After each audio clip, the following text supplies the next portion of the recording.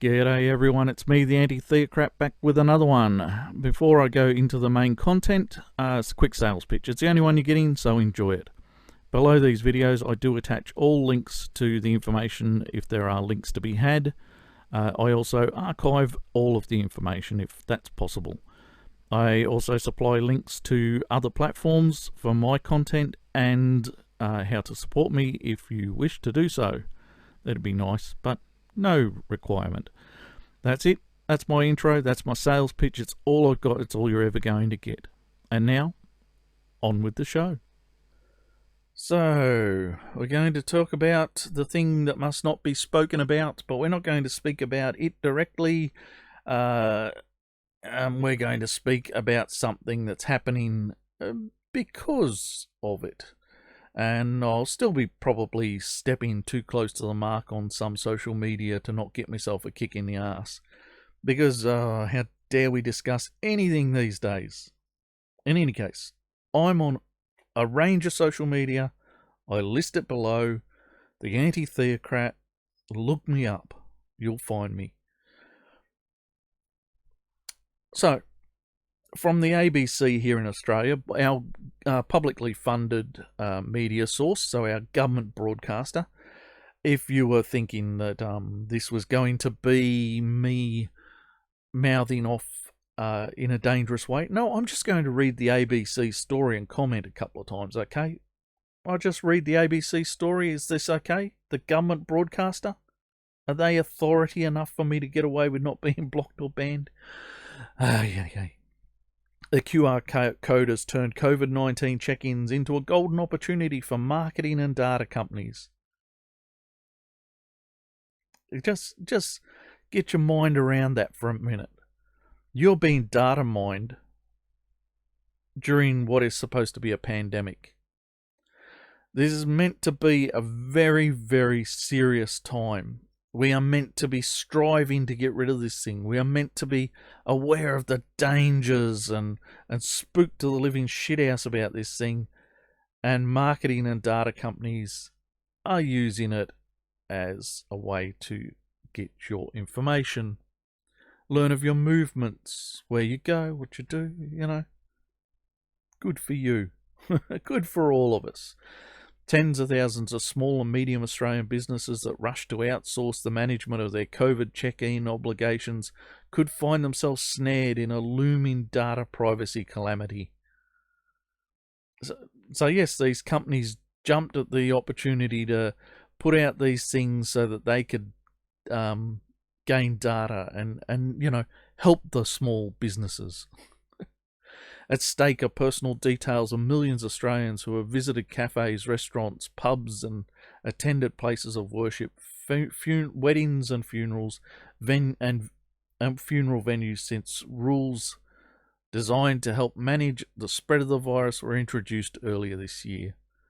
And just so we know, I haven't signed in anywhere.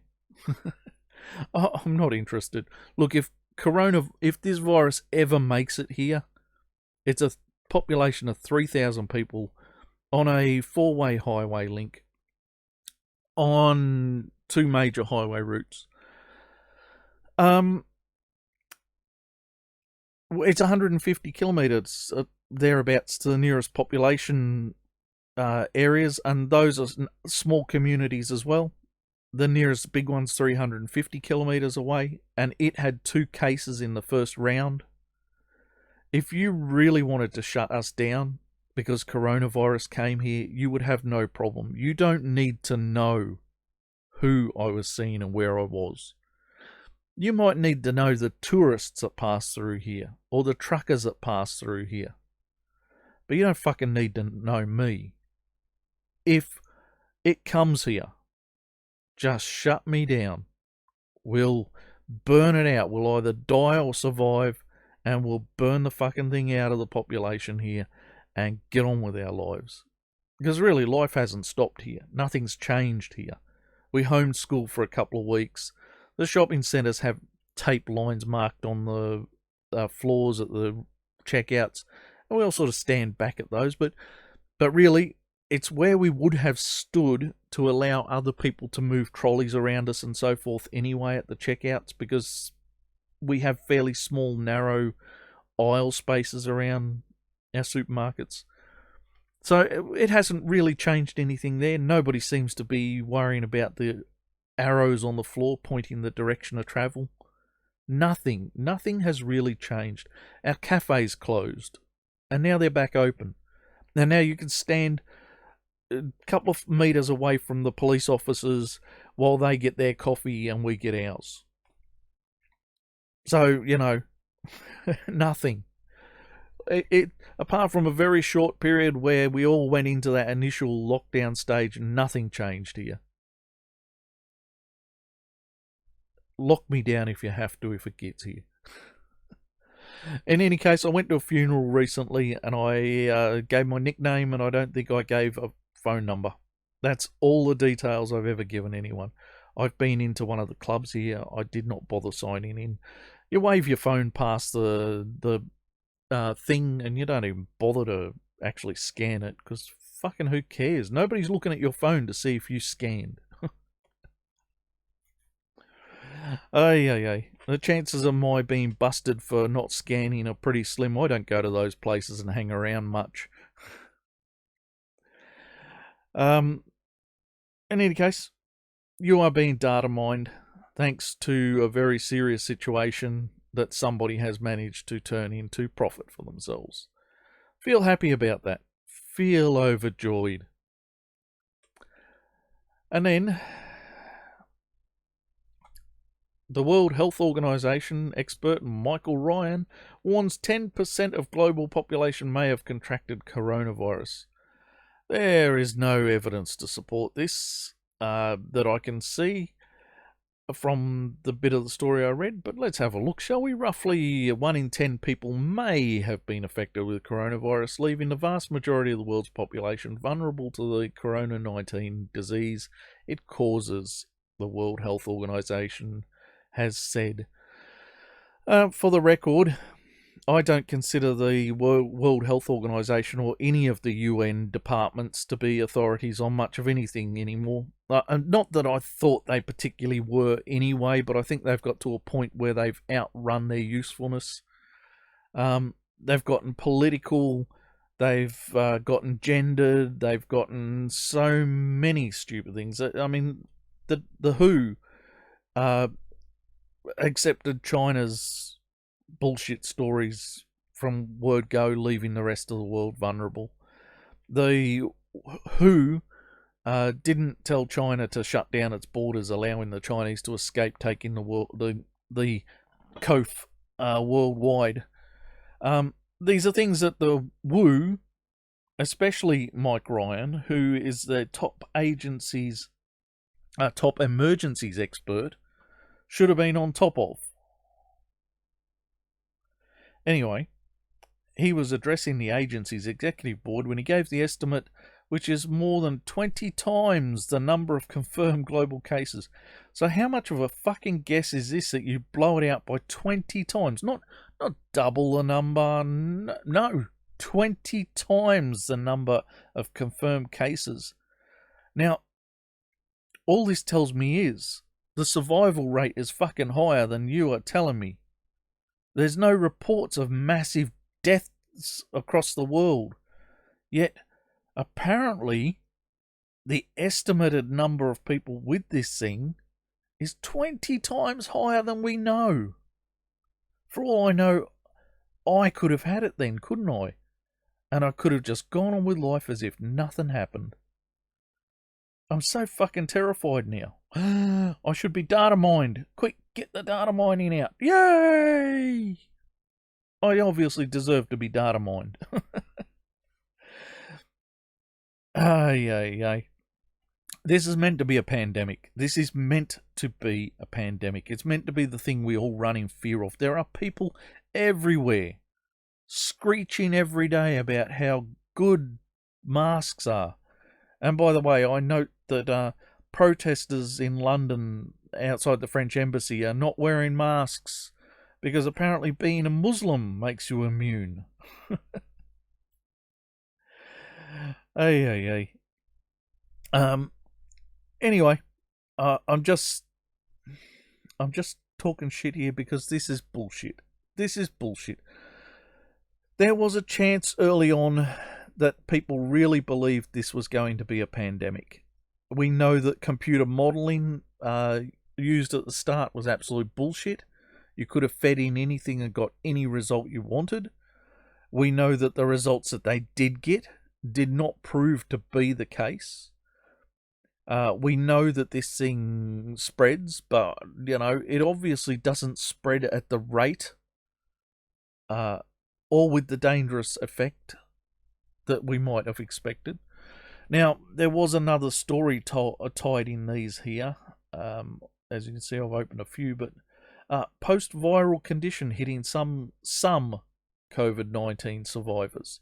So yeah, okay, you don't want to get this thing because you might be one of the small number of people who suffer long-term effects from it. And right up front in China, that was one of the problems. But maybe the problem there was that the treatment wasn't understood. That treatment is much better known now.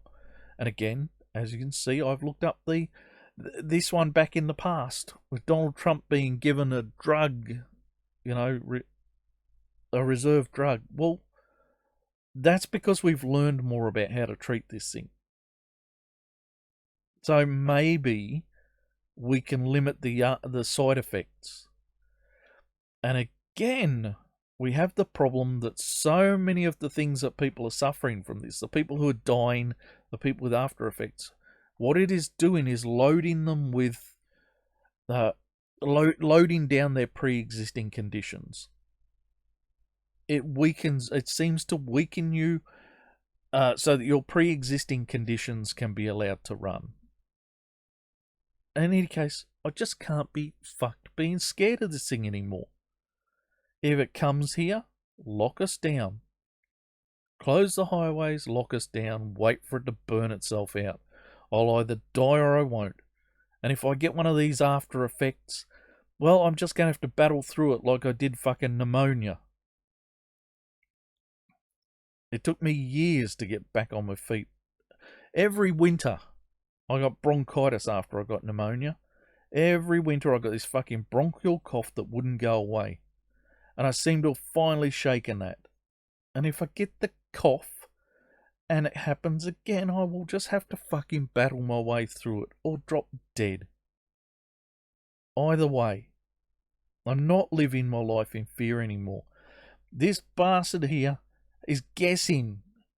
His guess is that 20 times the number of people globally have had this thing, and that's meant to scare me.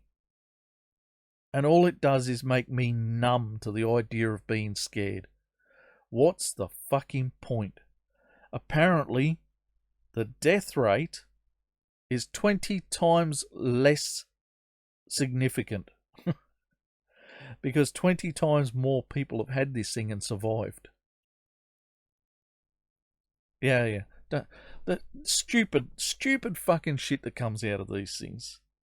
I'm getting sick to death of it. And I get sick to death of people defending the way our governments are shutting us down and shit. Look, if 20 times the number of people globally have had this fucking thing, then we're all going to fucking get it. And yes, it makes us more vulnerable the more people who've got it. And I know that's got to be why you boost this number out of fucking nowhere. Best guess. But in any case, if that many people have got it, then we're all getting it. Right? A small number of us will die, mainly those at the point of dying anyway. And even then, Australia recently wheeled out, I think, an 81-year-old guy who came off life support and intensive care.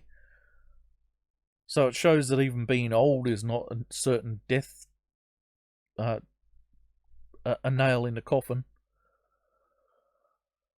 I just don't have the time or patience to be scared of everything. It is why I've never taken up a religion. I'm not scared of the fact that life is finite. I'm not scared that there might be a magic man in the sky who'll either shoot me down for not believing or not want me in his loving embrace for not believing. I'm not fucking scared of shit that I can't avoid. And if I can't avoid this thing, then I'm not going to want to live in fear of it. Just fucking give it to me now.